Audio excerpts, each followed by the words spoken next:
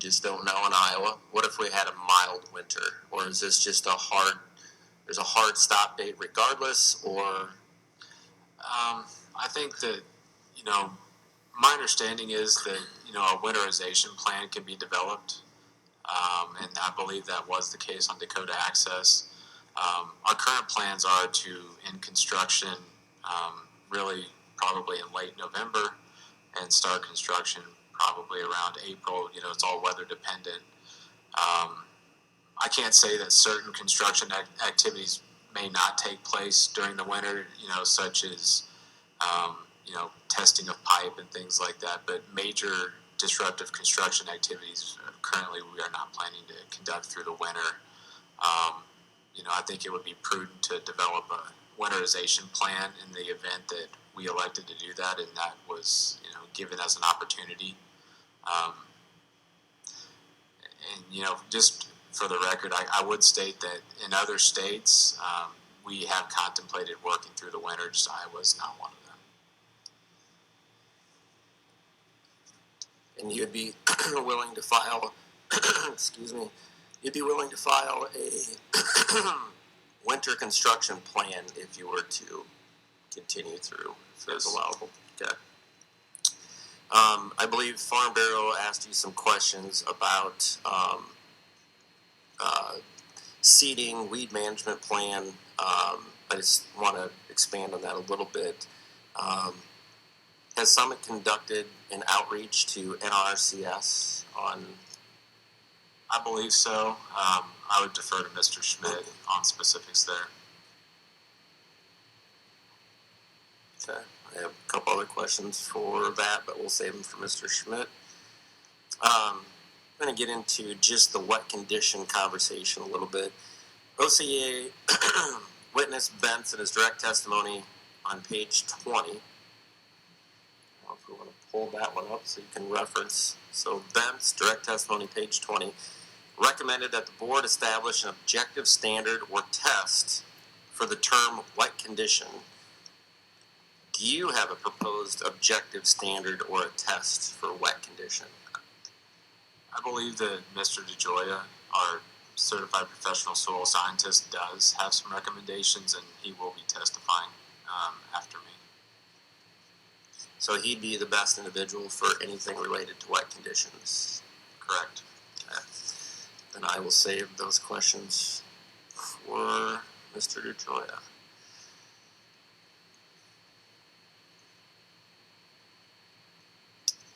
So on page 3, lines 18 through 19 of your direct testimony, you state Summit Carbon intends to commence construction in 2024 and have the pipeline operational by the second quarter of 2025. Are there any updates to this timeline based on the time you did your direct to where we're at today? I would state that, obviously other states are going to, factor into when we start construction. So, it's going to be dependent on, state permits and other states. But, at this time, we're still intending to start construction in 2024 with an in-service date of mid-2025. So there was an interesting item, and it said that land which produces sorghum was listed as a places to avoid. Why is that? Where specifically was that listed? I don't have it listed right here. L3 attachment.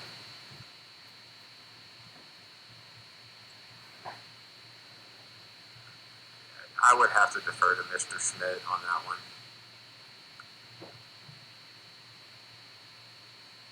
Okay. And Ms. Grunhagen talked about some of these individual buildings or homes that the distance from where the pipeline ran. And I just want, for clarification purposes, just can you explain how you determined that appropriate minimum distance? Well, obviously we're trying to exceed, greatly the PHMSA requirements of the 50 foot. I know there's depth of cover considerations there. Um, and again, it's a balance of trying to accommodate individual landowners' requests. I understand the concerns that Ms. Greenhagen brought up about adjacent landowners and the impacts there. So where possible, we've tried to have the pipeline be hundreds of feet away from structures, houses, primarily where we can. You have a conflict, obviously, with that one example brought up on the pivot irrigation, where you either have to be adjacent to the road, which in my experience is not uncommon for utilities to run at a parallel with the road. I think a lot of gas utilities, fiber line example, power lines obviously run adjacent to a road. So I think most of those examples are most of the examples where we're close to houses are primarily at those types of situations.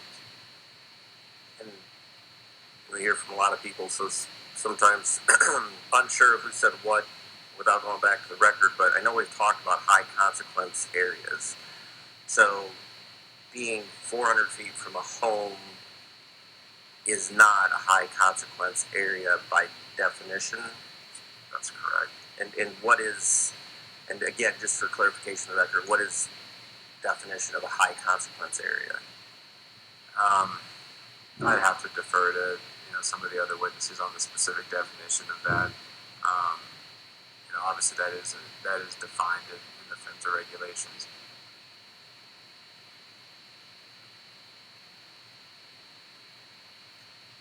All right, we're going to talk about roads here just quickly. So Farm Bureau talked about the 38 temporary roads. Just want to expand on that a little bit. So what are those temporary roads used for? So the temporary roads are used to access the right-of-way to build the pipeline. Generally we like to traverse, across county roads or township roads from the right-of-way on one side to the right-of-way on the other side. There's, obviously locations where that's not possible. If there's a railroad, if there's a river, or something of that nature. So I would say that the vast majority of those are where we have a directional drill, and we need to access, immediately access the location where the drill is exiting or entering, and it's, to get access to that location so we can again start construction and traverse our way. And I know there's been a lot of comments from landowners and concerns on, construction equipment, heavy equipment going up and down the gravel roads or just even the secondary blacktop roads in general. So how does Summit Carbon, how do you mitigate that? How do you work with the county on making sure that those roads are repaired if damaged due to heavy use? Yep. So a couple things. One is that we're going to enter road use maintenance agreements with all counties, is my assumption. I think that is the case across all the counties, which is typical. I mean, I've done that on other projects, and so what we will do is pre-construction, we will have videographers essentially videotape and document the condition of all of the roads that we're going to use. We'll get all the haul routes from the contractors and all the roads that they intend to use, and I believe those will all be part of the road use maintenance agreements. We'll document the roads pre-construction, we'll document the roads post-construction, and then we'll work with the counties to resolve all the locations that have been impacted that need to be repaired. And so there's 78 permanent roads that are necessary to access proposed Summit Carbon locations. We added up and we got a number of 64. Why would there be a discrepancy on that? All I can say is that the permanent access roads are used for all of the mainline block valves. There's a quantity of individual mainline block valves, and then there's mainline valves at launcher receiver sites, pump stations. But all of the permanent access roads that I'm aware of are all for either a mainline valve, a launcher receiver site, or a pump station. Or to a capture facility. Thank you. On page 10, line 6 of your direct testimony, you stated that no homes will be displaced along the project. How about any structure in general being displaced? I'm not aware of any structures at all that would be displaced.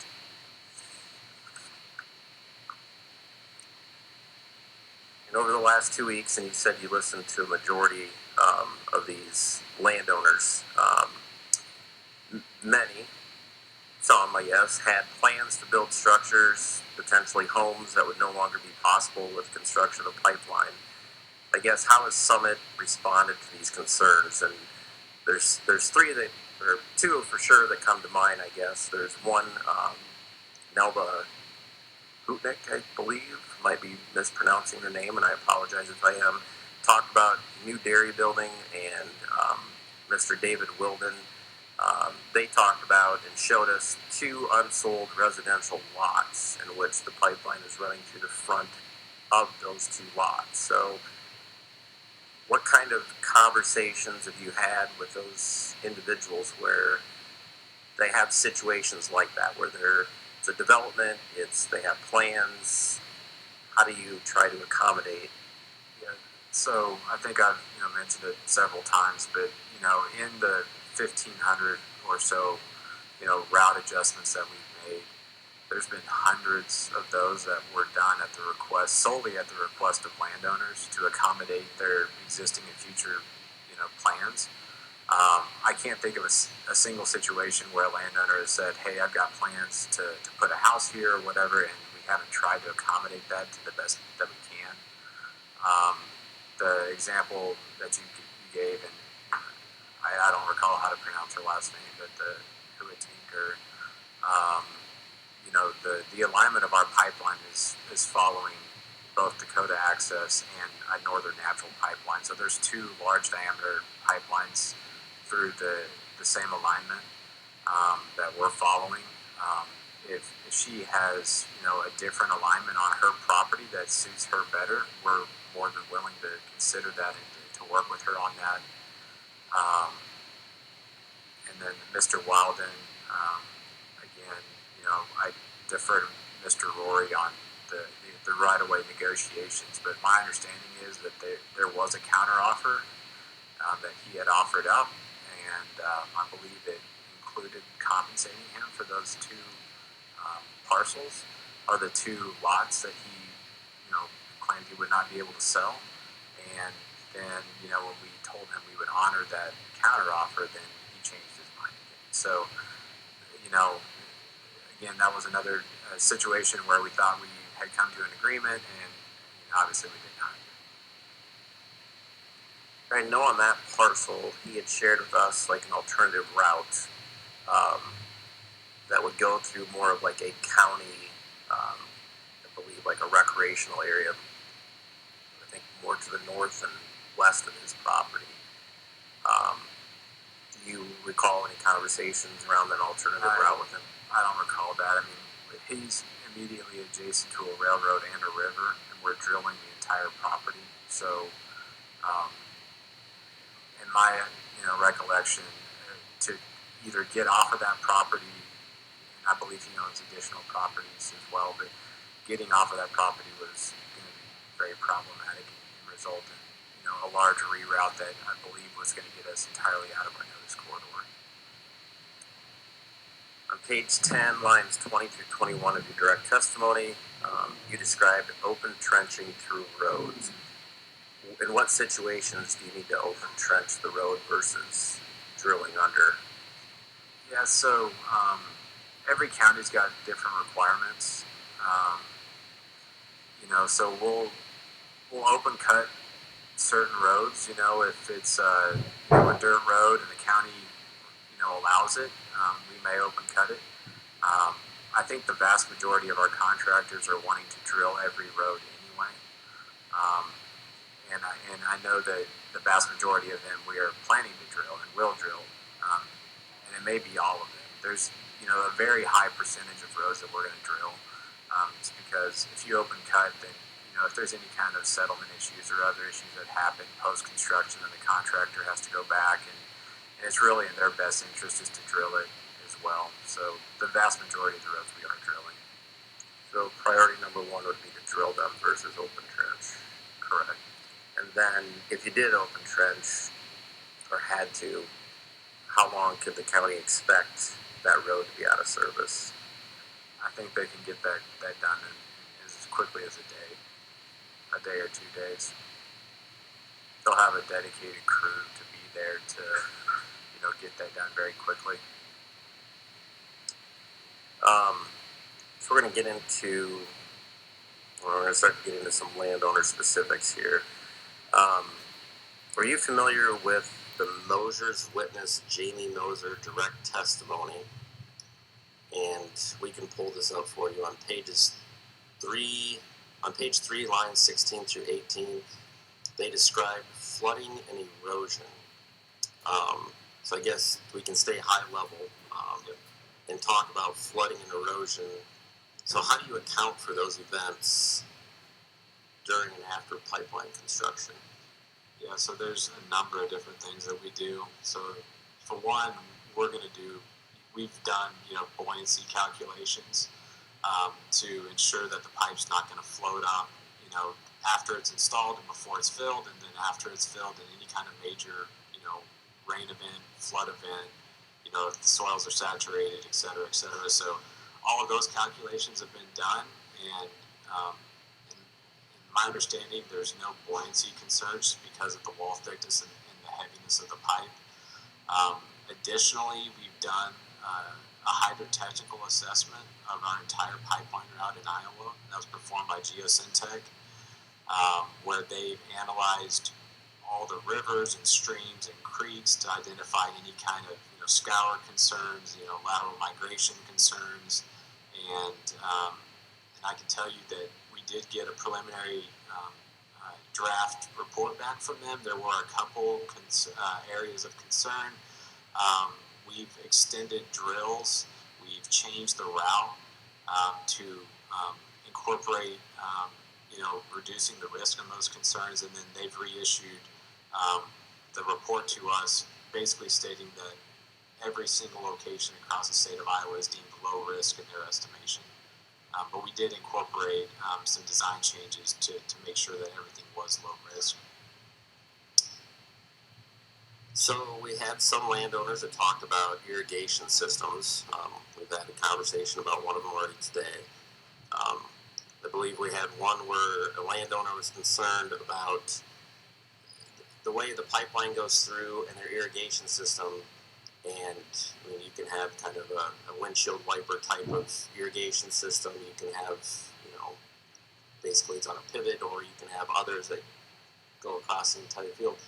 How do you work around those systems? And, what if it creates a situation where, obviously you have a trench going through, the irrigation system can't come to part of that field.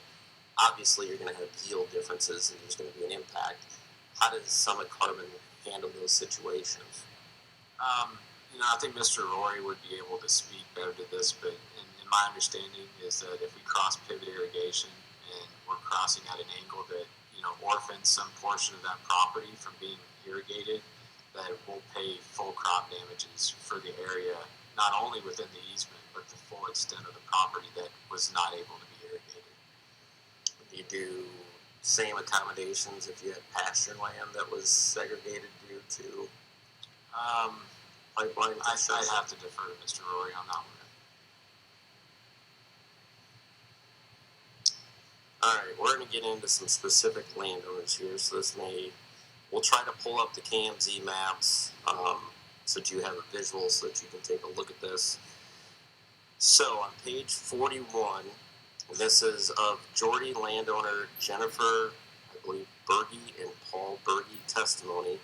It recommends rerouting the pipeline north to the county right-of-way on County Road B53. And I don't know, this will be our first one here, so we'll see how we get this pulled up. Is there a way to pull them up? There's not.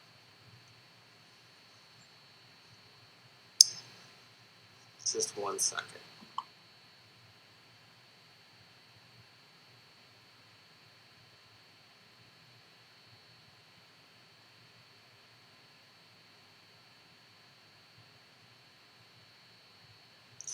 All right, we'll do the best we can with just the verbal, I guess. So on page 41, Jorde landowner Jennifer and Paul Berge testimony recommends rerouting the pipeline north to the county right-of-way on County Road B53. Why is Summit Carbon not utilizing county right-of-ways? Yeah, so there's a number of reasons. For one, in my understanding is a lot of the counties will not allow us to lay in their right-of-ways. Secondly, you still have to get landowner consent to do that. But more importantly, being able to lay this pipeline in the county right-of-way is just not feasible or practical or safe. Most of these, most of the area between the actual road itself and the fence line for the farm, for example, will be a bar ditch. Trying to lay in a saturated bar ditch that has tile dumping into it, has existing utilities such as fiber, telephone poles. There's just a laundry list of reasons. Let alone the safety aspect of having major construction equipment, building immediately adjacent to all roads across the entire project. So there's a long list of reasons why we didn't consider that. We did look at it, but it was quickly ruled out as for all the reasons I mentioned. Okay. On pages 43 through 44 of Jorde landowner Timothy, I'm probably not going to say his last name correctly, Bauman, it recommends moving the valve to the other side of the road where Summit Carbon already has a voluntary easement and is where the Harrison County REC already has an electric line. Further, the testimony requests a modification of boring under the road and locating the pipeline as near as possible to the edge of the field. As it relates to this request, is it possible to accommodate the requested modification? Without seeing the specifics, I can state generally that we have to place valves in certain locations. There's generally some flexibility on where exactly those have to go from a spacing standpoint.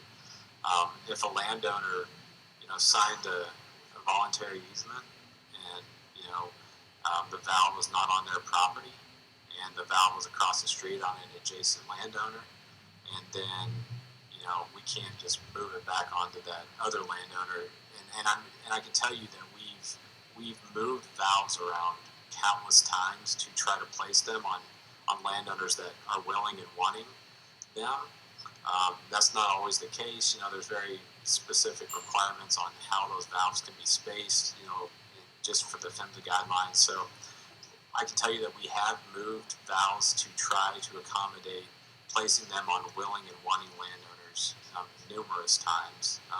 This may be an example where that was not possible, or the other landowner in question did not want it either. Okay, so specific to this parcel, you're not. I don't recall. Okay. Page 44 of Jorde landowner Delmer Baines and Dylan Baines. In their testimony, it recommends route deviation along 140th Street West for about 1.5 miles, then north for about 1 mile, then west for 1.5 miles, then north until reaching Summit Carbon's current route. This is referenced as attachment 22 of this direct testimony. As it relates to this request, is it possible to accommodate the requested modification? Again, without having the specifics to look at, I would imagine that's certainly well out of our existing notice corridor and pipeline corridor.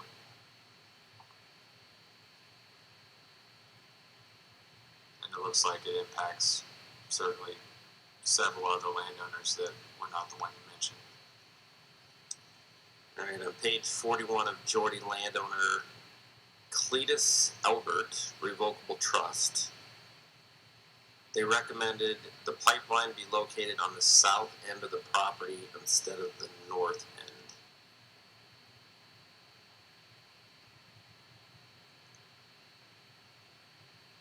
You know, all I can say is that, you know, there's a lot of situations where we've already signed easements for the point of entry and the point of exit. That may be on the north side of this property. I don't have, you know, recollect this property, you know, in particular. But we've tried to accommodate landowners where we can. You know, certainly a lot of these landowners, you know, hadn't mentioned these reroutes until easements were secured on both sides of their property, and that makes it very difficult to adjust at that point. Just a second.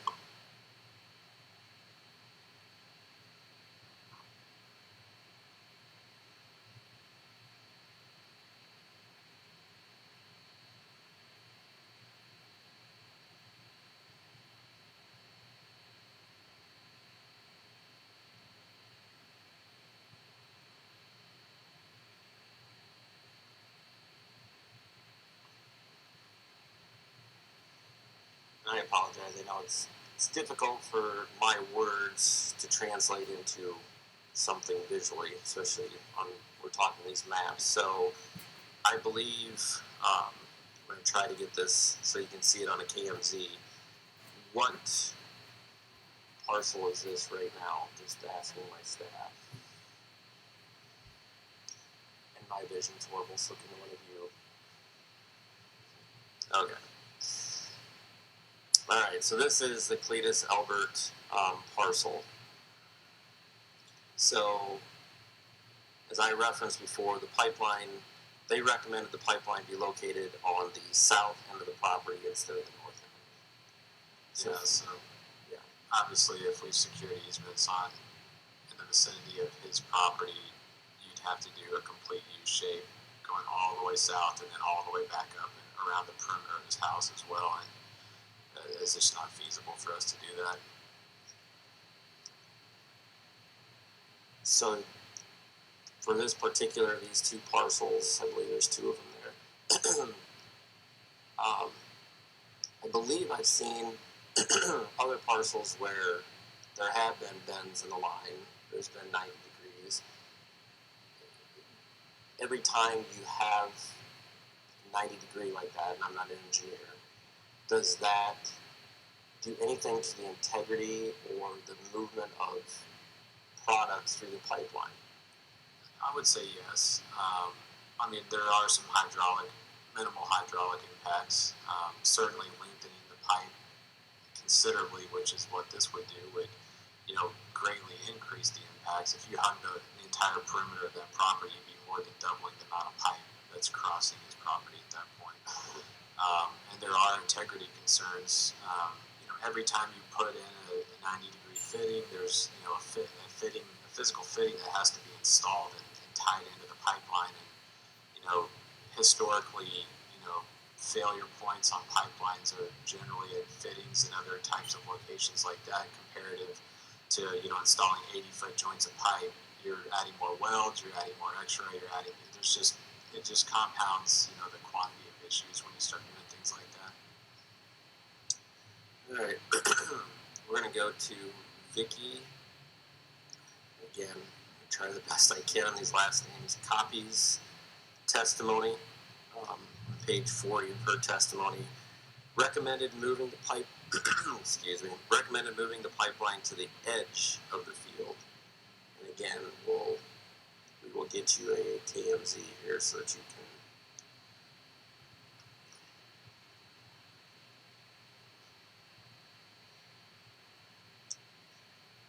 And so the understanding is they want this moved to the edge of the field instead of what we see here is more of a kind of diagonal. Could that be an accommodation? Again, you know, it's hard to make any kind of determination without knowing. It looks like we've executed easements. Well, I guess I can't tell from this. If it's red, then it's an Exhibit H parcel, and if it's not, then so we've executed easements on north and south part of this property. So the point of entry and the point of exit are pretty well established at this point. So it would be very difficult to adjust the route. And at the end of the day, too, some of the landowners are saying that, well, we adjust this route, can you adjust this route? And we have, and then they still won't sign the easement. So it doesn't make sense to make arbitrary changes in that situation. But, so you said that she would like it on the far west side of her property. That's how I'm interpreting it. Yes. Yeah, so you'd have to, just do a U-shaped, situation where you would put in, 4 90-degree bends, add additional impacts, additional pipe on the property, additional disturbances. Every time that you do one of those tie-ins, you have to do a big bell hole, and it just adds additional impacts and encumbrance on the property. So, to that easement language, so let's say that you have the property to the north, the property to the south. You secured them through a voluntary easement.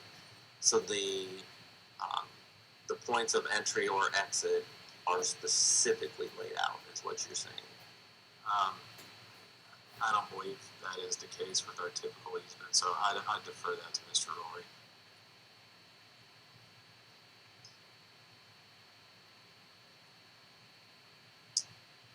All right, we're going to go to landowner Jorde, landowner Joan, again, Centelberry.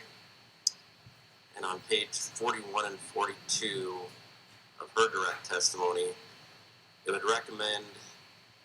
recommended the pipeline be moved across the road onto property owned by the Kossuth County Conservation Board. So, how does that, one question is, how does that work when it's county property? What have you encountered with that? And then specific to this parcel, is that something that can be done, or was that looked into? A lot of these requests, I've never seen these requests. My understanding is that Mr. Jorde has requested that all correspondence go through him for any of his landowners, and I don't recall seeing any requested reroutes from Mr. Jorde on any of his landowners. So I can't speak to any specifics on this one. All right, we're going to go to Jorde landowner Della Curtis. And on pages 39 and 40 of Ms. Curtis's direct testimony, she recommended the pipeline be routed straight north on property owned by Craig and Company, which already signed a voluntary easement with Summit Carbon. And again, So, a lot of these are not even asking for individual reroutes on their property. They're saying, just put it on my neighbor. So, we can't just accommodate those types of requests. An easement was signed for a certain landowner. We can't just automatically assume that we're just going to route as much pipe on that person as we possibly can just because their neighbor doesn't want it. So if the individual had signed a voluntary easement, though, that doesn't weigh in on... I can tell you that we have made a lot of changes for that specific reason, where we look at the alignment, we look at the ownership around the pipeline, and we say, okay, well, Mr. Smith owns, all of these properties that are immediately over the property line from where the pipeline's located now, and we could stay on him for an extra 3 or 4 parcels. And so we'll follow up with Mr. Smith and say, Mr. Smith, you signed an easement. Would you be interested in us, putting more pipe on you?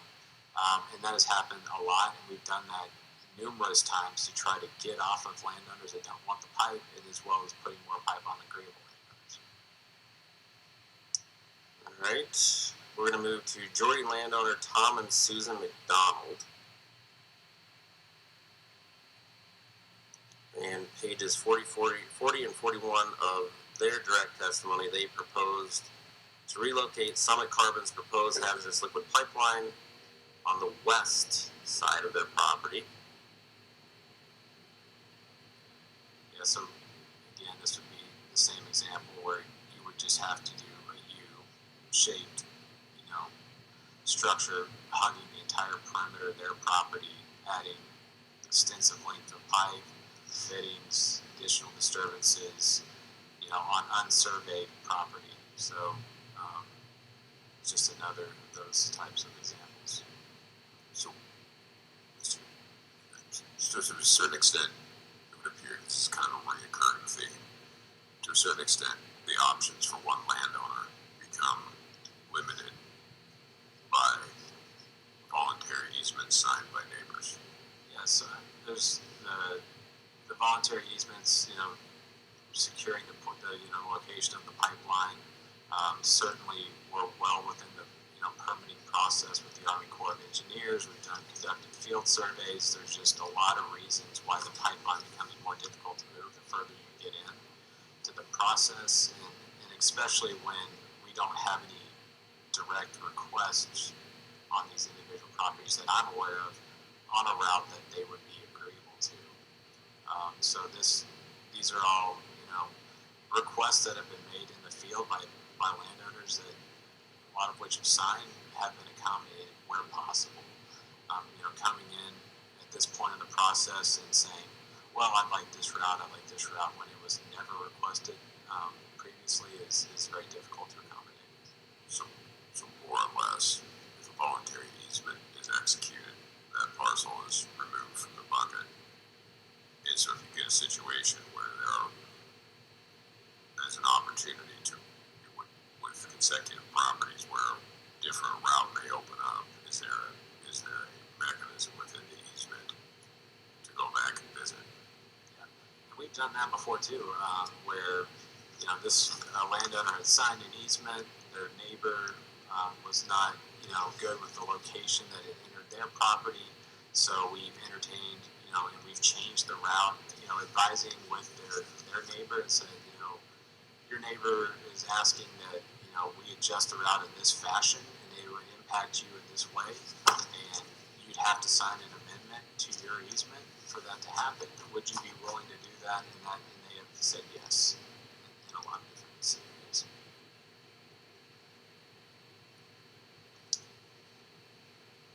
All right, so continue to bear with me here. I have 29 more parcels that we're going to go through. So on page 41, and we're talking about Jorde landowner Jody Wilson's direct testimony. They propose to relocate the proposed hazardous liquid pipeline northeast from its current location as shown in attachment 22 of the direct testimony.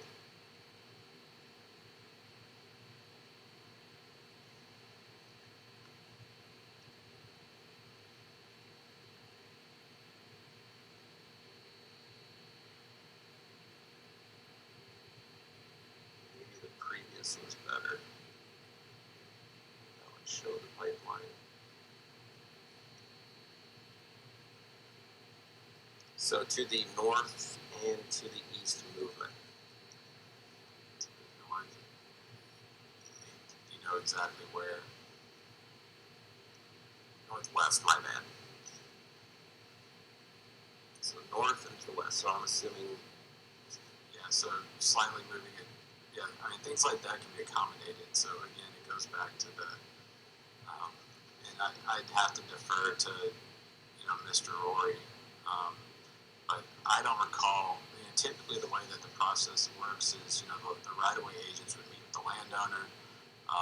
The landowner may say, hey, I've got concerns about this or that, and a more preferred placement of the pipeline is here. And then we look at it, and then we try to accommodate that where we can.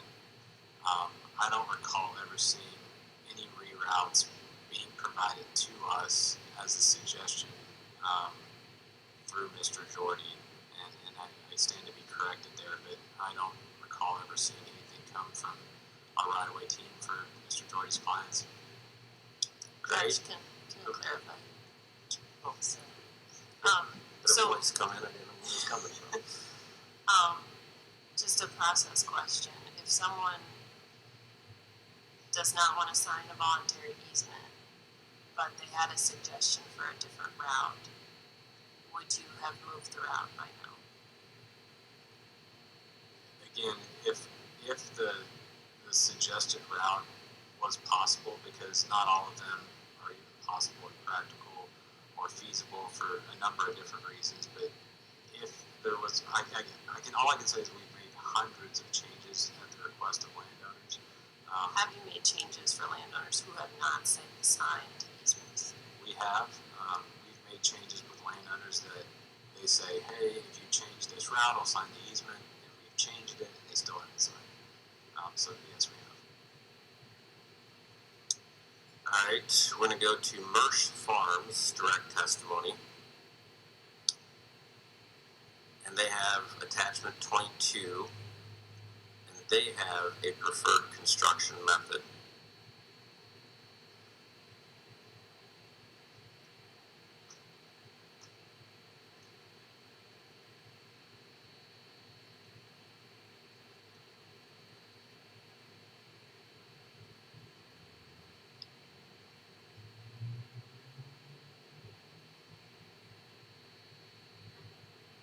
I believe they are asking for,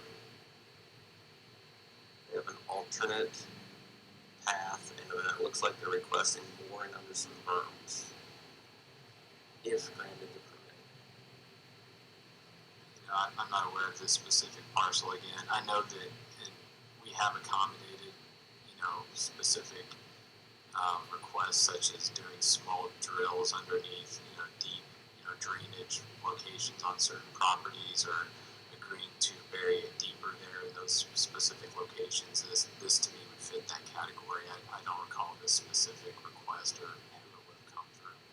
So I think we could even generalize here just a little bit, not specific to this parcel, but in general.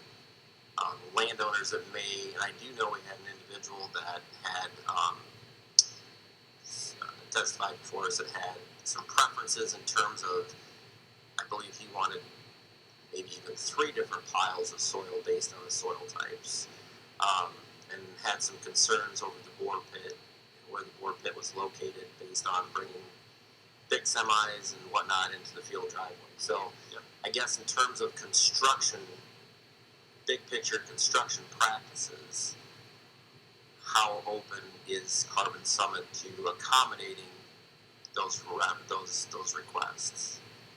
Yeah, so like you mentioned, we have accommodated requests, such as different construction practices, slightly lengthening drills to get out of I know we've done that for certain landowners to get out of their CRP land, or to go under some deep drainage, or to for a number of different reasons. So we have altered our design and construction practices to accommodate landowners where we can within reason or practical.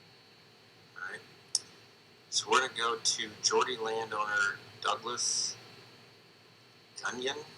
I apologize again if I am mispronouncing the last name. On pages 4 and 5 of the direct testimony, they have a parcel that's H-GR-003.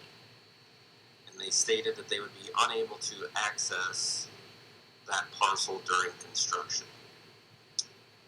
So how will Summit address issues such as this? Yeah, so what we're intending to do is, we'll have the topsoil stripped and piled up on the side of the right-of-way.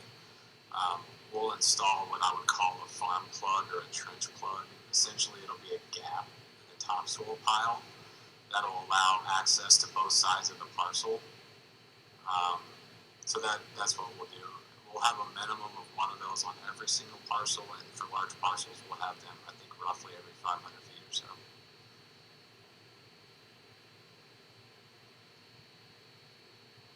All right, and we're going to stay with Mr. Gunyon. So they recommended an alternative route shown in attachment 22.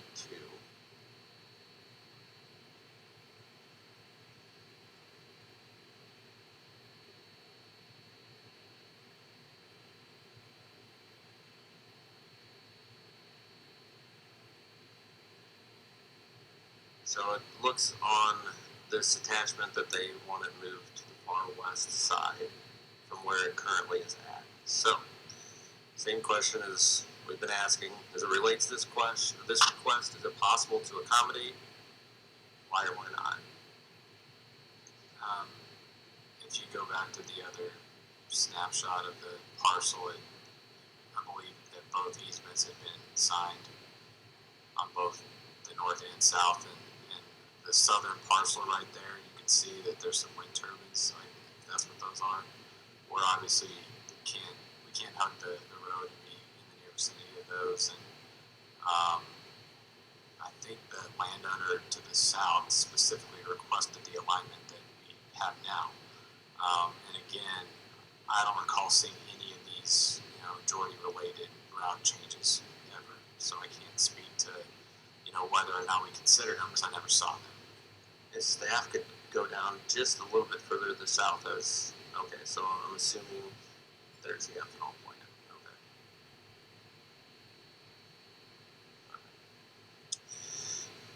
All right. We're going to go to landowner Deborah Jorde, landowner Deborah Lavelle. And she proposed an alternative route. Again, she has an attachment 22. And I've just asked the same question.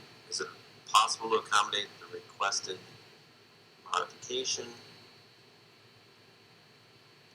Is the black line is the proposed. And like I stated earlier, my vision's not the best, so I believe, yes, black is the alternative route being proposed. And the landowner in question owns which parcels? The red ones? The red one, for sure. Yeah, so, this is a request basically asking that we get off of that property entirely and impact even new landowners that have never been impacted before. So, again, in situations like this, we've tried to adjust the route on existing landowners to either mitigate or to reduce the amount of impacts or pipe on a certain property. But just to wholesale get off of my property, get on my neighbors is not something we generally accommodated if that landowner wasn't impacted. All right, Jorde landowner Craig and Patricia Byer. They proposed an alternative route, which is also an attachment 22, where the proposed hazardous liquid pipeline would run along the edges of their property.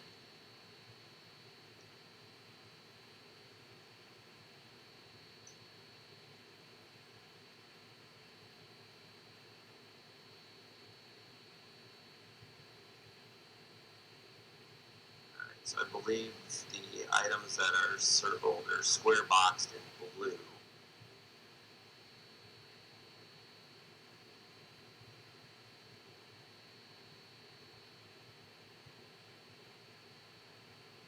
looks, again, from what I can tell, just to describe it for the record, it looks like the pipeline will be running a diagonal and they're looking for an alternative route that's more like a stair step around.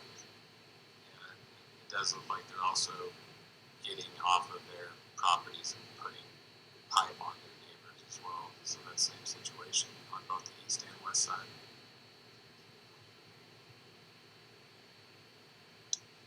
All right, Jorde landowner Andrew and Kayla Corcoran. They stated that Summit Carbon's proposed route is extremely close to their home. They wanted to know if Summit Carbon is aware of this new development and how do you propose to address the proximity of the new home to the proposed project. We will get you a visual on this.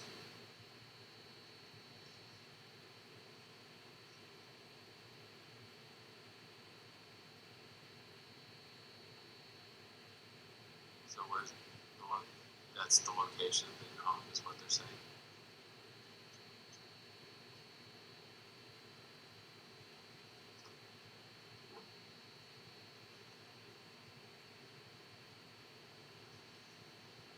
So the understanding is the home is not on the KMZ map, but I believe it's where the hand is. That landowner has signed an easement. Yeah. Is there a reason that it's not red? No.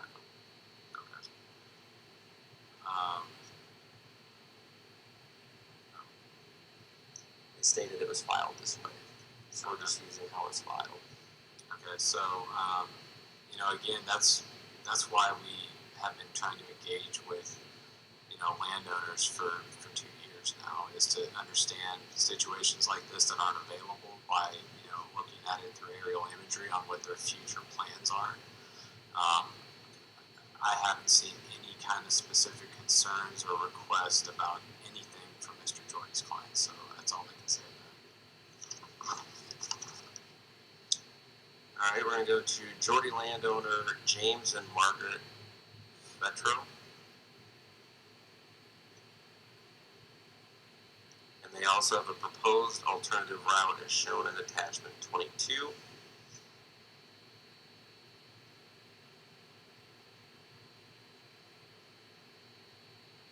So it would appear their suggested route, so going diagonally across the property, would go to the north and then 90-degree down to the east. Yeah, so I mean, is there any way that this can be pulled up on the KMZ as well? We have some very talented individuals. I bet they can find it. I can't tell what's on the far west side of that property. It appeared from that last image that there may have been a washout area or a creek or something right at the far east side of that property.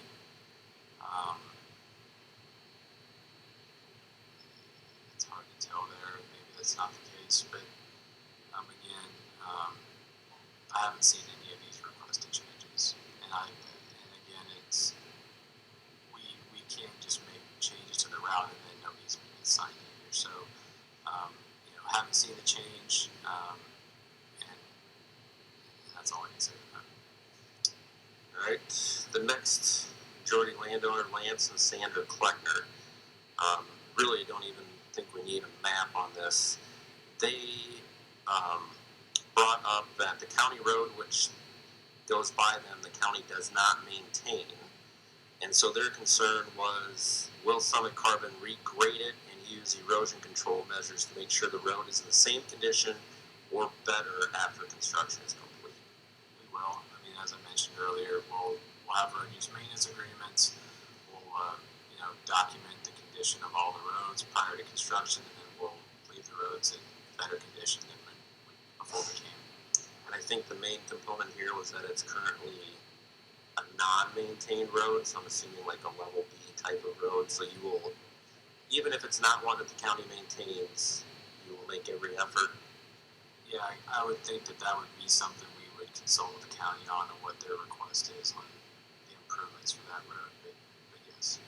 Okay, so we will stay with the Kleckners. They also have an attachment 22 with a proposed alternative route.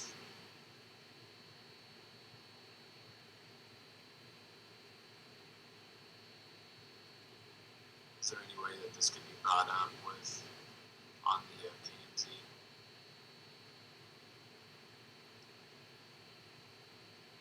Yeah, so you've got the pipeline alignment that essentially hugs the section lines all the way up. This is causing the pipeline rack to bisect the property in the wrong direction, so it's just not possible to accommodate that.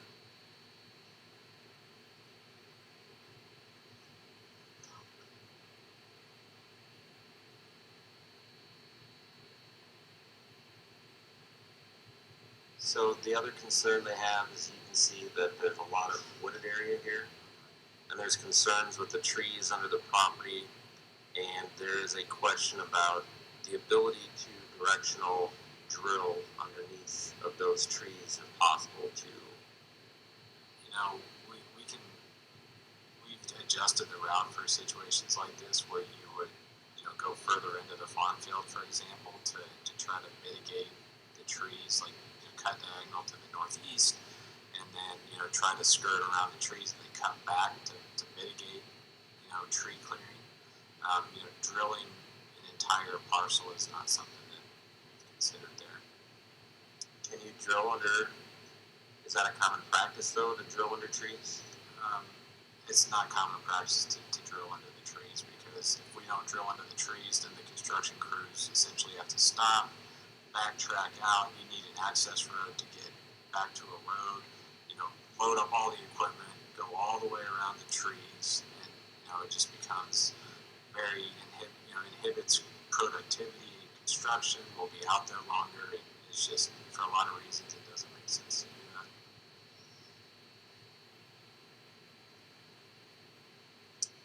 All right, on page 40, and this is Jorde landowner Randy Merle Trotter.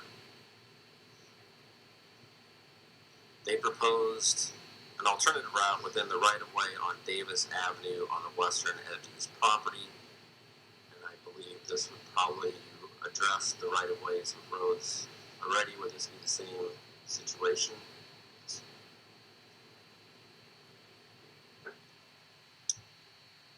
Jorde landowner Martin and Wanda Mayer.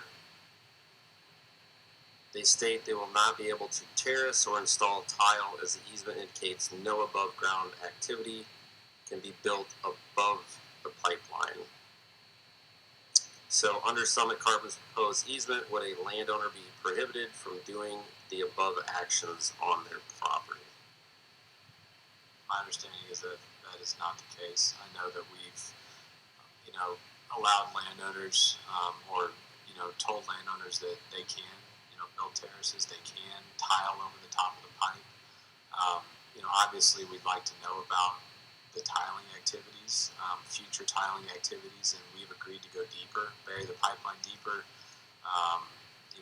If the tile is going to be typically 3 or 4 foot deep, and if our pipeline's at 4 feet, obviously that's a conflict. So, for landowners that have been working with us and have said, hey, I've got some future tile plans, would you go 5 foot deep so that we can have the separation that we need? My tile contractor has a design, and the tile's 3 foot deep.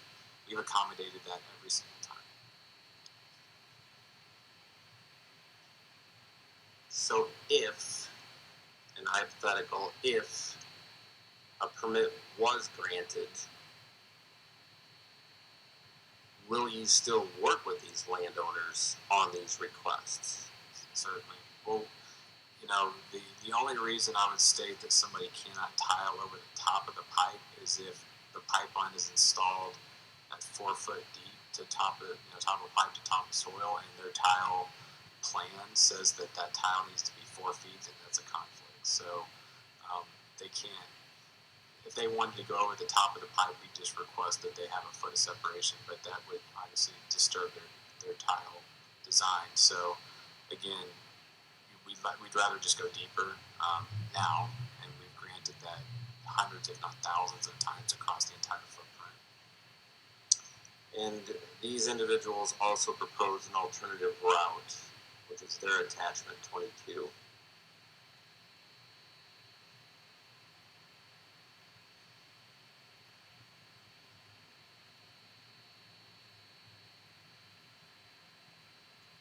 Flip back to the KMV, please. Yeah, so I think I know who this landowner is in particular. The original alignment did go from the PI on the point of intersection on the south side of that road, on the right there on the southeast corner, and that it went diagonal from that point straight all the way to that location. He requested that we move the pipeline to the location that it's currently located, and we accommodated his request to move it there. Because as you can see now, that alignment does not make sense. There's no reason it needs to be that way. We accommodated his request to move the pipeline in the fashion that it is. And I believe we actually accommodated him twice, 2 different reroutes. And then by the time that we were told, I believe from board staff asked, why did you route the pipeline this way? Can you move it, in a straighter line? Exhibit H's were filed, and all of that was already done. We didn't have an Exhibit H for the parcel in question to bisect from the south side of the road to that north location, so our hands were tied to where we couldn't make the change. It's preferable for us to cut diagonal it shortens the pipe, it lessens the impact, it gets it further away from structures, all of these reasons. But the only reason we did request that or implement that change was at a request of the landowner. All right. Jorde landowner Kathleen Hunt.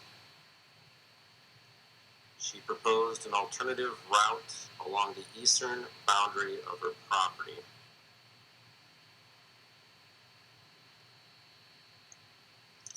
It does not say there's an attachment 22 here, but I'm guessing. I mean, this is something I think that could be easily accommodated if if we could work with the landowner to the south and they'd be willing to sign an amendment.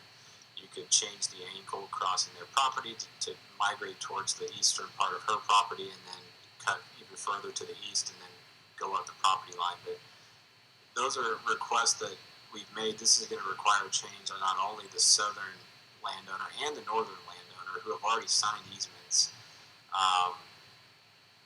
But again, I've never seen a single route request from Mr. Jorde's clients. We have Jorde landowner Krutoff Farms. Again, if I mispronounce, I apologize. They recommended an alternative route along the fence line.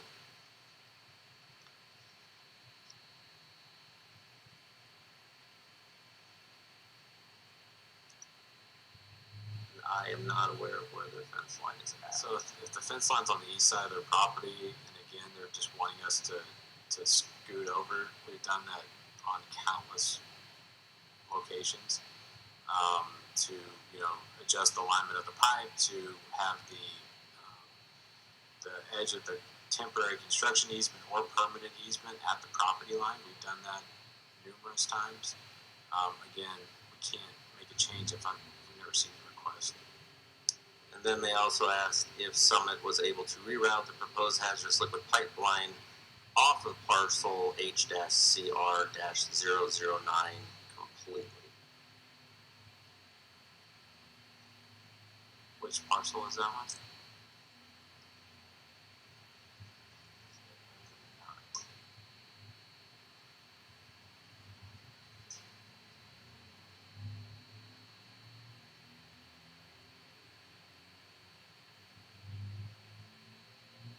So it looks to be that parcel where it jogs over and then up. I would venture to guess that there's a reason that it jogs over. We wouldn't just do that for no reason. It looks to me like there may be existing foreign pipelines. I know there's a lot of pipeline corridors through Iowa, and when we cross them, we have to cross them with angles like that. So there may be existing pipeline infrastructure in that area crossing through there that we have to cross to get over. If there was no other reason, there's no reason we couldn't continue to the north outside of the fact that easements have been signed by the landowner to the north, so you would ultimately have to clip the corner of that property in question, but you could certainly reduce impacts if there's not another reason why we are crossing.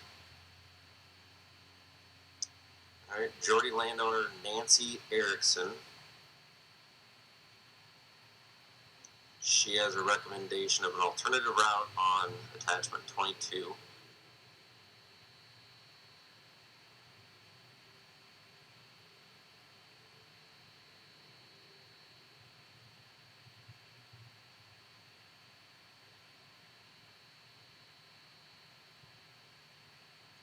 We could get her attachment 22 to see what she proposed as an alternate.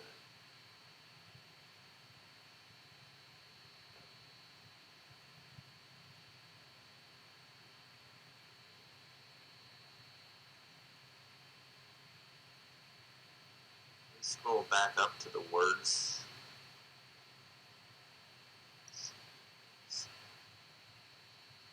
And then if we can go back to the TMZ.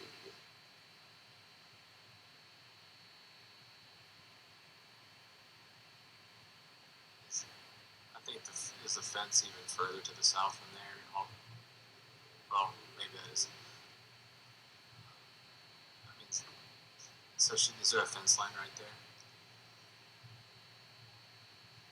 if the fence line is right there, then, you know, obviously you'd be crossing over, you know, a creek or a stream twice additionally that you wouldn't have otherwise, and you'd be running kind of parallel to that, which obviously can introduce some hydrotechnical risks, you know, if that stream starts to migrate in any given direction, which would, you know, expose the pipe. So that's not a preferred location. But I don't recall ever seeing this request to change either. All right. Jorde landowner Raymond and Kathy Stockdale. They have an alternative route shown in attachment 22.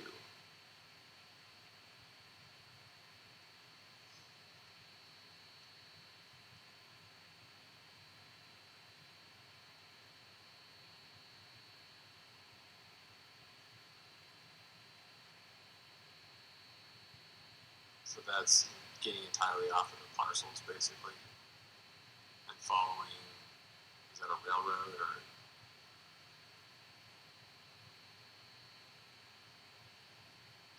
So that's not something that we can accommodate when it looks like they're asking to get entirely off of their property onto other adjacent landowners that are not part of the project. And then they also had a question if the proposed route is within your notice corridor, their alternate route, if it's still within the corridor. You know, in my understanding, it shouldn't matter at this point. For one, because we don't have Exhibit H's on any of those other parcels in question there, and those properties have never been surveyed or anything, and there's no obviously guarantee that those landowners are agreeable. Okay. The next Jorde landowner, pages 51 and 52, would be Erik and Gail Palmquist. And they also have an attachment with a alternative route, I believe.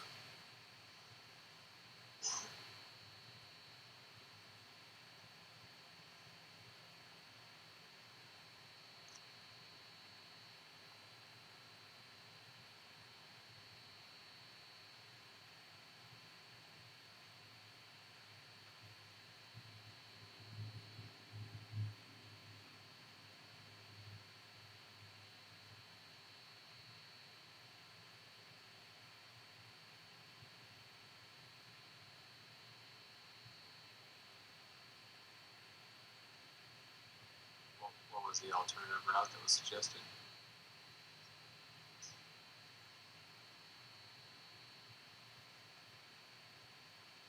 We are pulling that up.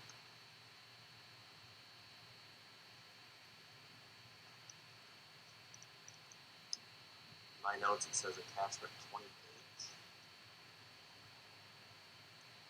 That might be still in 22.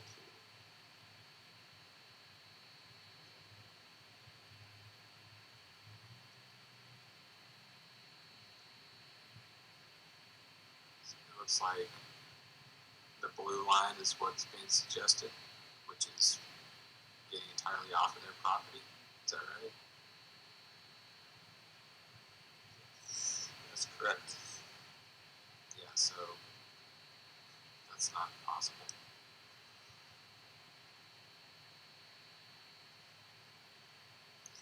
All right. Jorde landowner Betty Nolan and Megan Kennedy, pages 41 and 42. They have a proposed alternative route shown in attachment 22. And this is where the pipeline would stay on the neighbor's property longer before coming onto their property. They were like, you know, this can be accommodation. Can this be pulled up on the KMZ?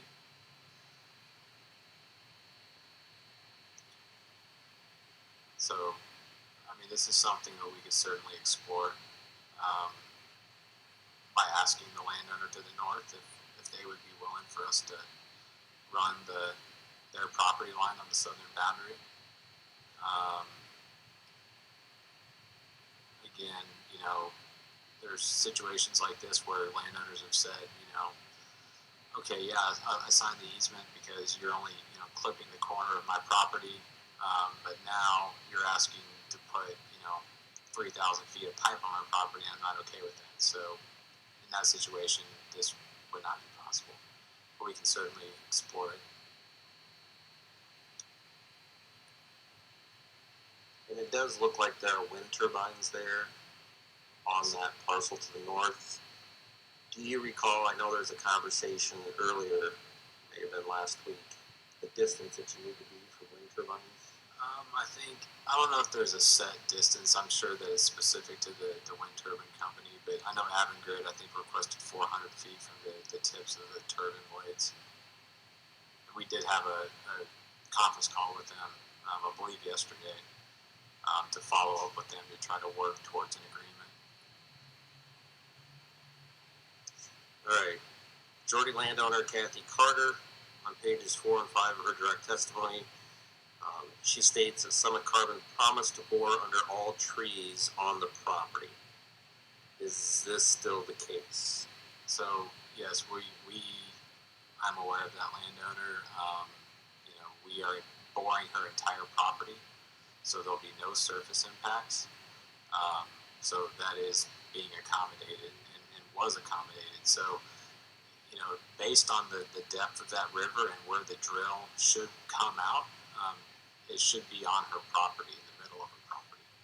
But, to accommodate her request, we extended that drill into the landowner to the west who assigned an easement.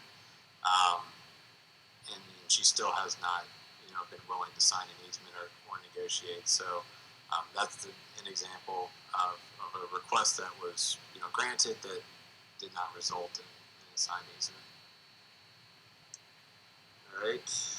Jorde landowner George Cummins, pages 10 and 11 of his direct testimony, states he has a shed, fruit trees, and a garden in the area where Summit Carbon proposes to locate its hazardous liquid pipeline. Would Summit Carbon agree to bore under this area? Yeah, so the original alignment was going through what I believe he called an orchard. We adjusted the pipeline route to move it to the east to avoid that area altogether, and that's reflected in the current alignment, and an amendment for an Exhibit H was filed accordingly.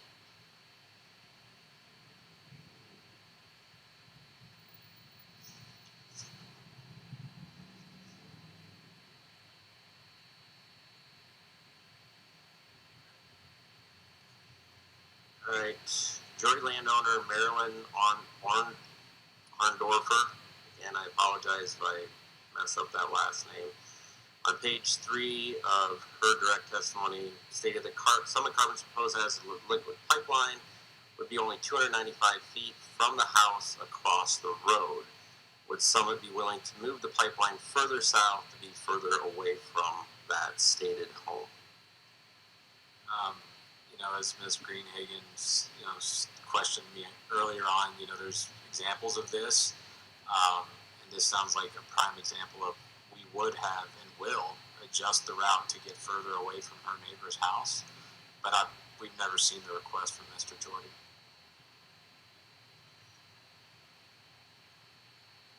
Just out of curiosity, if staff could just take a measurement from that home to the pipeline.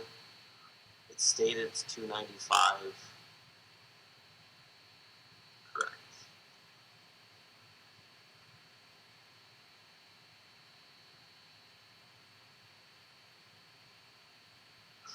You guys have to read that out loud for me because I cannot see that. 292 for the record.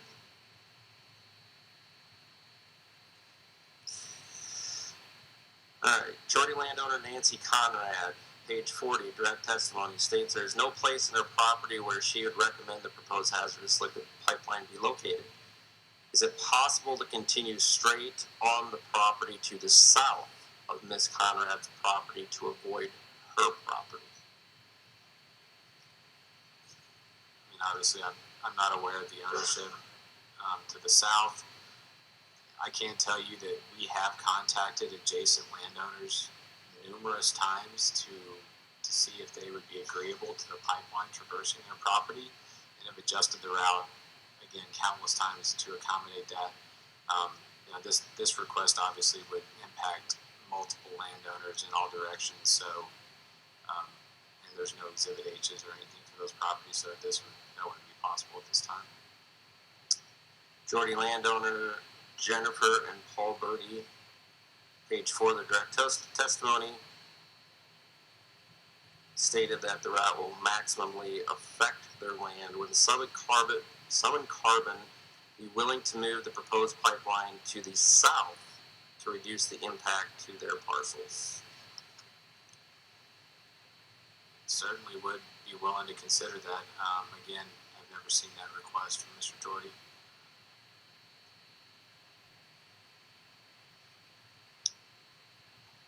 All right, Jorde landowner Michael and Candace White, their direct testimony, page 4, stated that they have concerns about location of the proposed pipeline as it relates to the proximity of their home. Has Summit Carbon considered routing the proposed hazardous liquid pipeline further away from the house, potentially along the far western side of the property? And maybe zoom out so we can see.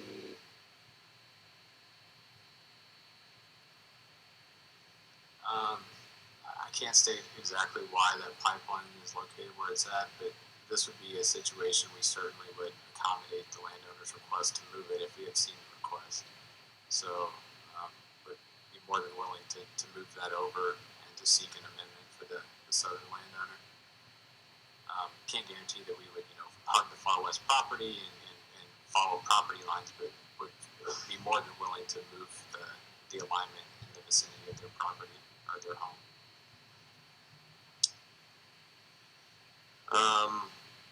Gordon Garrison, direct testimony on page 3, stated there will be above ground infrastructure on the property. Is Summit Carbon proposing an above ground structure on this property? I don't know that for certain. If anything, it would be right at the road on the far southwest corner of the property.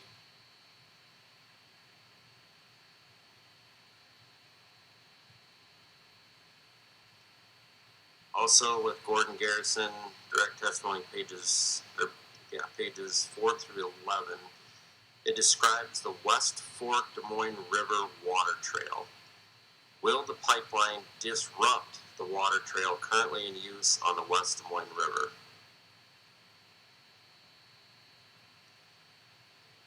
I don't recall. I don't know exactly where that would be located. Is it on his property? The detail is not to that extent. I'm assuming it's. I can't speak. If I knew exactly where that water trail was located, I could investigate that, but I don't currently know where that's at. So, on something like the West Fork Des Moines River, that would be a bore, correct? Correct. That would be a directional drill, yes.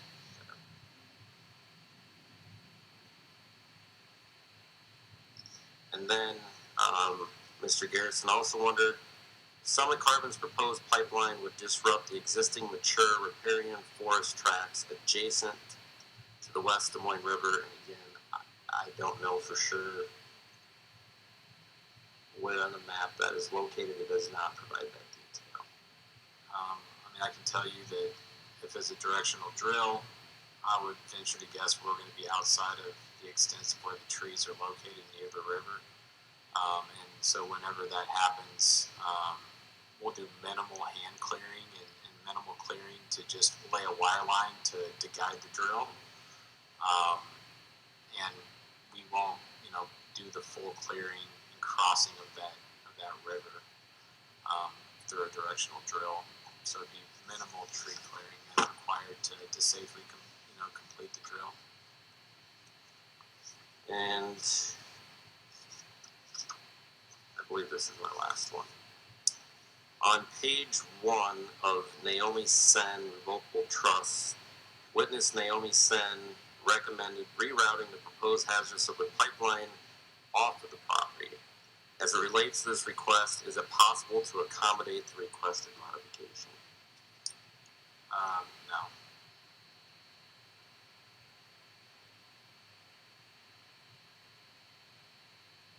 So it's just that one property in question right there.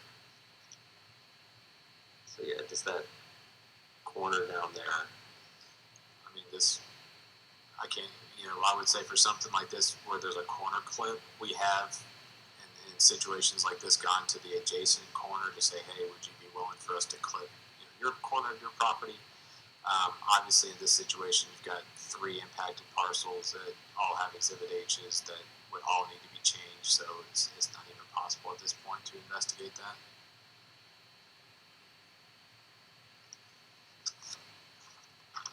Right, and I appreciate your time in going through those parcels with me. Don't believe I have any more questions, but I do believe Board Member Marks. Yeah, that's all I have, so thank you. Thanks. I'm going to go back briefly to the 400-foot criteria that you talked about with Ms. Greenhagen. In the Farm Bureau hearing Exhibit 4, the table with the structure type, how was the structure type determined?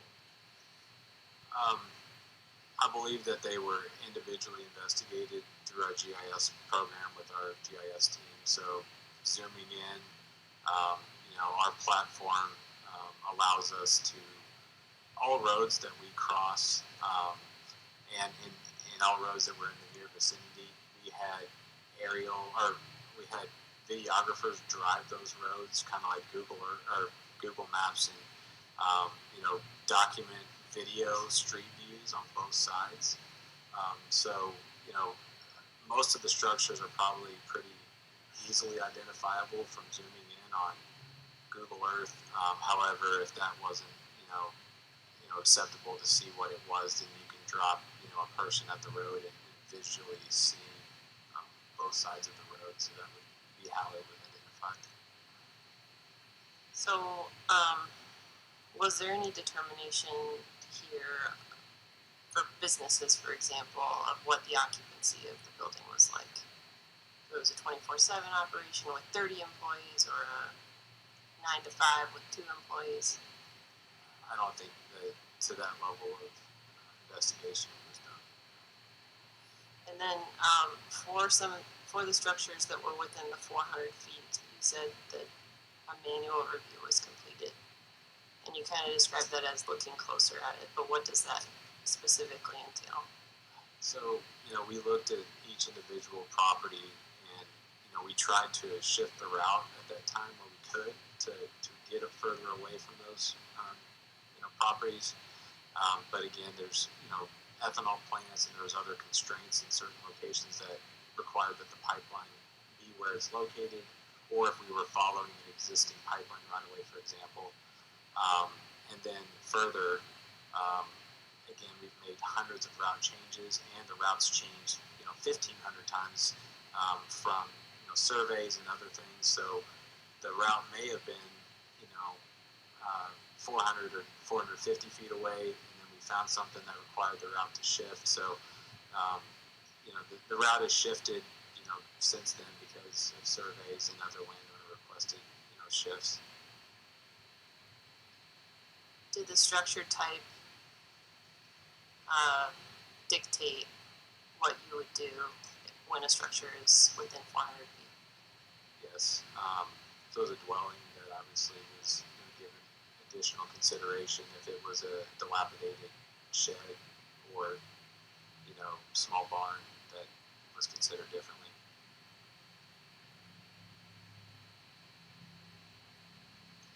Okay, and this might be for Mr. Rory, but in earlier testimony from landowners, we heard from several that they had received a verbal offer that they indicated may have been acceptable, but then never received the follow-up written offer. Can you explain why that happened? I'd have to defer to Mr. Rory.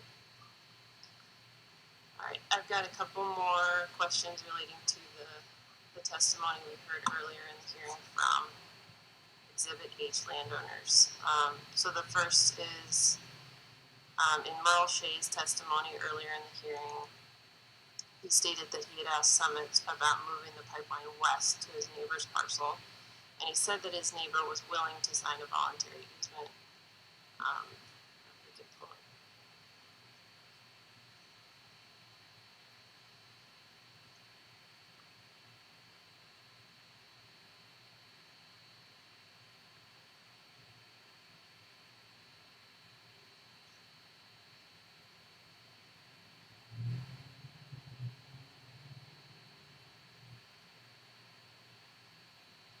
So I'm familiar with this property. This isn't, I believe, leaving the ethanol plant. I think the ethanol plant may be right there, Plymouth Energy. So we're needing to head north out of the ethanol plant based on the location of our capture facility. I believe we actually have a pump station here. Or this may be one of the locations of the pump stations. The landowner, I believe we had a verbal agreement with this landowner. We've made some accommodations. I can't remember if it was through language or route changes. But to get over to the west side to a new landowner, I don't recall ever seeing that request. And, we can certainly explore that if that was possible and agreeable by the board. I believe we'd still have to cross at least a small portion of his property on the south and the north to get back into the alignment of existing easement, holders. But we could try to, get across the street and back over if that was the case. You're adding, 2 more additional road bores. You're, adding additional things as well. So, but I am familiar with this property. I don't recall any request about moving it to the west, and generally that it's hard to try to accommodate that request. Like I said, just get off my property and get on my neighbors. In Verl Tate's testimony earlier in the hearing, he stated that if the pipeline were to be built, he would want the route through his property to be straightened. I believe it's kind of a little bit off of north to south. Could this be accommodated? Certainly, we can adjust the route and straighten it out. I've spoken with Mr. Tate on the phone several times.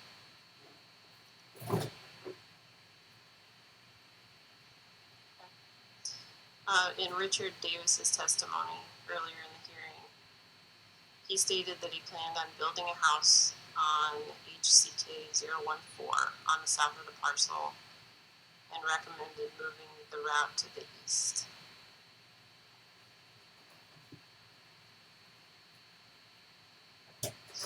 So he owns the one southern parcel only?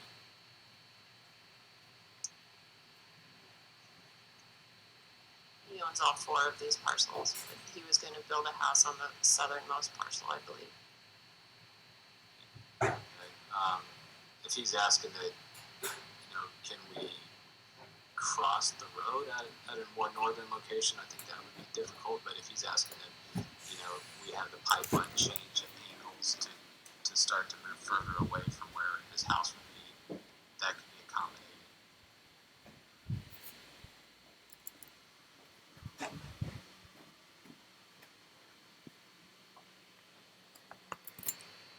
So you're saying crossing the road further north would not be? We could certainly investigate that if the adjacent landowner was willing to sign an amendment and we could get to that far northwest corner of that landowner's property and then cross and presumably move 500, 600, 700 feet further away from his future development, then we could explore that as well.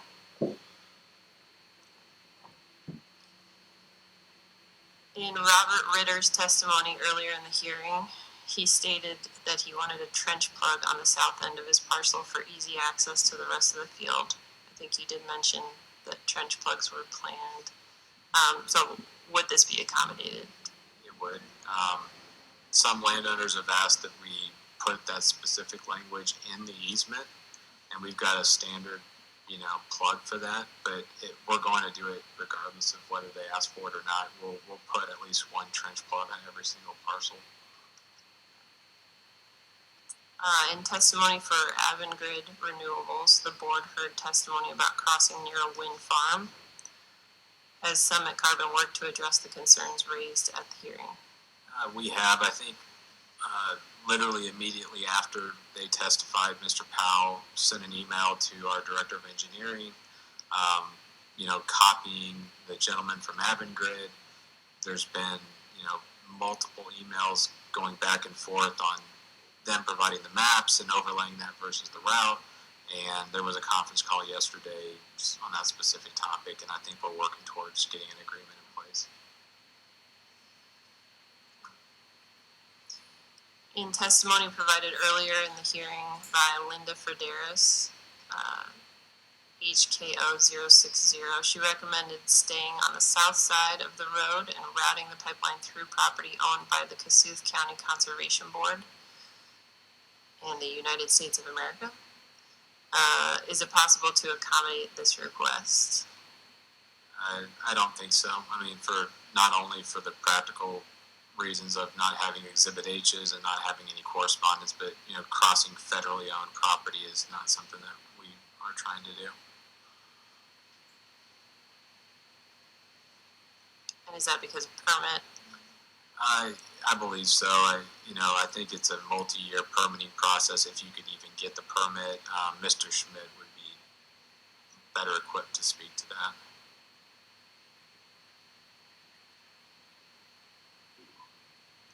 So, are there prohibitions on crossing that land, or is it just more difficult and time intensive? I don't want to misspeak here, so I defer to Mr. Schmidt.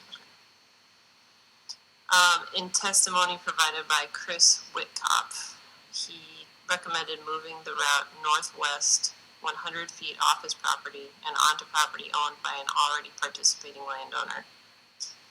Is it possible to accommodate this? Yeah, so this is Mr. Wilding's property right there. I did look at this whenever this landowner was testifying. We can.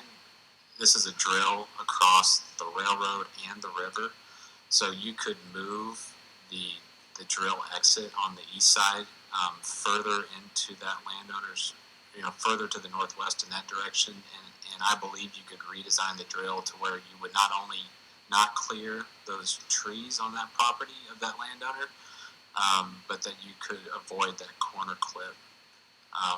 The implications of that would be that you would need to get an amendment signed by his neighbor, which it sounded like he was agreeable. I think his name's Mr. Hoover. But then you'd also need to be adjusting the alignment on Mr. Wilden and the other parcel that's shown in red to the southeast or southwest, because the pullback is on that property, the pullback for the drill. So if we could adjust the Exhibit H's and amend those in a way that allows that, we could accommodate that and get off of that landowner's corner clip. Thank you. That's it for me. If we could just stay there for a second, because I know that through the testimony, I believe, of both of them, they talked about going further to the north, because there's some county park, maybe. If we could zoom out just a little bit, I don't know if it pops up, Smith Wildlife Area. I know that that was a recommendation when they were on the witness stand. I don't know if you heard them when they brought that up as an option. I don't know if it is an option. Yeah, I can't say whether I know whether that's even in the corridor or not. It probably isn't. But even if it was, a wildlife refuge or wildlife area is something that we would not intentionally go through. Mr. Schmidt can speak to the specifics of that and who would be involved with that if we were to try to arbitrarily go through a wildlife area. And I did, I apologize, I missed one question that I needed to have answered. On pages 5 on page 5, line 77 through page 6, line 97 of Murray landowner Gregory Kratz, Krachts, direct testimony. It describes a negotiation between the landowner and Summit Carbon, where the landowner and Summit Carbon identified a more preferable route, yet Summit Carbon reversed course back to the original. Do you know why Summit backed out of that agreement? Not particularly. I know that, as Commissioner Marks mentioned earlier or asked about, that there were landowners that we adjusted the route and said, we can accommodate this route, but, we can't guarantee that it stays that way because the additional landowners around you may sign their easement based on the other alignment, and we're not going to make a wholesale change to every interested party. But if you will sign the easement, we will work on that. And so there were a number of situations, and the other one, with the extension of that drill where they just never signed. There were situations like that where we, added additional length of pipe and arbitrarily swung out and did things that don't, practically make a lot of sense to accommodate landowners. And then they came back and said, well, no, I'm not going to sign anyway. So we said, okay, well, if that's the case, we're going to move the pipeline back to the original alignment. So would Summit Carbon revise the Exhibit H to match what the landowner and Summit Carbon agreed to? Is there any way to pull that up on the KMZ if it's possible and the landowner is willing to sign an easement on that alignment, then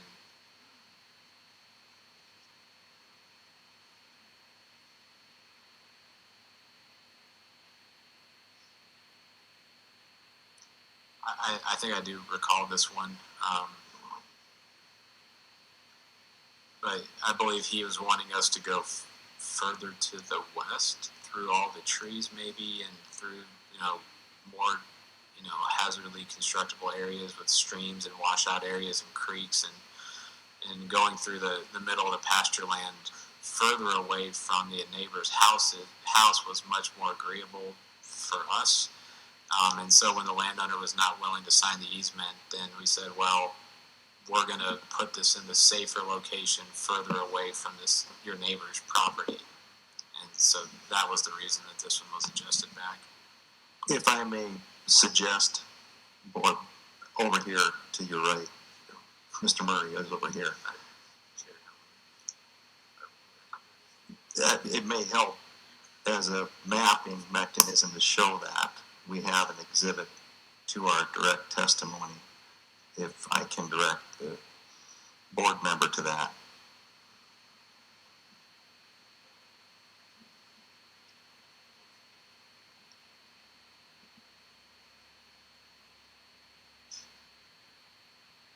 I think we've got the information we need, but thank you for the offer. Thank you. All right, one last thing. So we were talking about some of these different landowners. I know there's some of these different accommodations, and you did mention, some of the inconveniences that may happen or prohibits productivity or, by making some of these changes. Just going to ask you a question. Does this project also prohibit productivity and create challenges for the landowners? I would say that, yeah, it does present challenges to the landowners, and again, we've tried to accommodate their potential issues and things in question as much as we possibly can within easement language, with routing, with adoption obviously of the new board rules that are more favorable for landowners. So yeah, I certainly don't dismiss the additional challenges that it gives the landowners. Thank you. I have no further questions. Thank you. Summit. Just one redirect. Mr. Schovanec, with respect to all the parcels you've been shown here today during the board's questions, in addition to simply looking at the white line on the screen, in general terms, would it be helpful to Summit in evaluating potential reroutes to have access to the property to do surveys? Certainly. I mean, again, you need to be able to survey the route to know if it'll ever work. So any one of these additional requests to move the route for any of the route changes that we've implemented into the route, we've asked the landowner that, hey, for us to consider this reroute, we need to go out and survey the alignment with our bio crews, our cultural crews, and our civil crews to make sure that there's not a power line or, you know, a cultural site or any other kind of species habitat area. So yeah, certainly we need to be able to survey any route that is, you know, changing the alignment of where we're at today. Nothing further, thank you. Thank you, Mr. Schovanec. You may step down. Alrighty, You're not excused. Okay, Thank you. I'm not excused. But you can step down, but we may need to recall you so you're not excused. Thank you. I'm sorry, I missed that. Was there a cross-examination or a redirect question from Mr. Leonard? Yes. Okay, well, sorry, then I've got a question. That's it. Just a quick reminder. It's limited to the redirect question. Yes, I got that. Go ahead. Thank Sorry, you. I didn't see your tag up. No, it wasn't. It was my fault. Okay, so you just said you need to survey the route to make sure it works in regards to a requested reroute on a property you're already targeting. Is that your statement? Yes. Okay, so you would agree that if you've already surveyed in that immediate area, you'd have a good idea if there's cultural resources, right? No, I mean the cultural, you know, resources could be at any location. So you have to survey the actual location of the pipeline construction. Our survey corridor is 300 foot wide, so we've surveyed a wider swath to allow for adjustments. But if you get outside of that survey corridor, we would need to resurvey the new corridor. Okay, and you think you'd have to do all of those surveys that you mentioned, even the geotech? I mean, isn't it fair that you know the soils in the given area, you've done all this research, and it wouldn't be as intensive as you suggest? If this parcel was adjacent to a river and geotech had been completed already, I certainly would agree we wouldn't need to go back out if it was a slight adjustment. However, the cultural resources are specific to the actual location, and cultural resources are heavy around a river, for example. So we would need to complete generally just the foot traffic surveys, the cultural surveys, the bio surveys, and the civil surveys. And on the cultural surveys, when you say foot traffic, basically if you walk around and you don't see a arrowhead laying on the ground, then has that satisfied the cultural survey? I defer to Mr. Schmidt. They do shovel tests where they do just very shallow holes where they sift and look at the dirt. I'm not an expert on that. I'd have to defer to him on the specifics. All right, that's fine. Thank you. Okay, thank you. You may go. Okay, thank you. Thank you. Appreciate that.